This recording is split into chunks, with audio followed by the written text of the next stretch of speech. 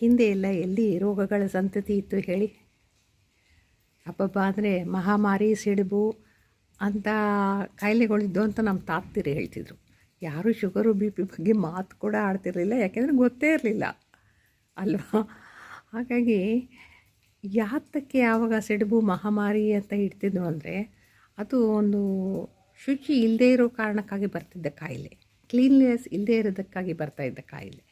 ಅದಕ್ಕಾಗಿ ಮಹಾಮಾರಿ ಅಂತಿಟ್ಟರೆ ಅಟ್ಲೀಸ್ಟ್ ದೇವ್ರಿಗಾದರೂ ಹೆದರಿ ಜನ ಊರನ್ನು ಸ್ವಚ್ಛ ಮಾಡಿ, ಊರಲ್ಲಿ ಒಂದು ಊರು ಹಬ್ಬ ಅಂತ ಮಾಡಿ, ವರ್ಷಕ್ಕೊಮ್ಮೆ ಆದರೂ ಕೂಡ ಪೂರ್ತಿಯಾಗಿ ಊರನ್ನು ಸ್ವಚ್ಛ ಮಾಡಿ, ಮನೆಯನ್ನು ಸ್ವಚ್ಛ ಮಾಡಿ, ಒಂದು ಪೂಜೆ ಪುನಸ್ಕಾರ ಅನ್ನೋದನ್ನು ಮಾಡುವಂಥ ಪದ್ಧತಿ ಆಧ್ಯಾತ್ಮಿಕವಾಗೂ ಕೂಡ ಬರಲಿ ಅನ್ನೋ ಉದ್ದೇಶದಿಂದ ಹಿಂದಿನವರು ಮಾಡಿದರು. ಬಹಳ ಬುದ್ಧಿವಂತರು ಹಿಂದಿನವರು ಅಲ್ವಾ.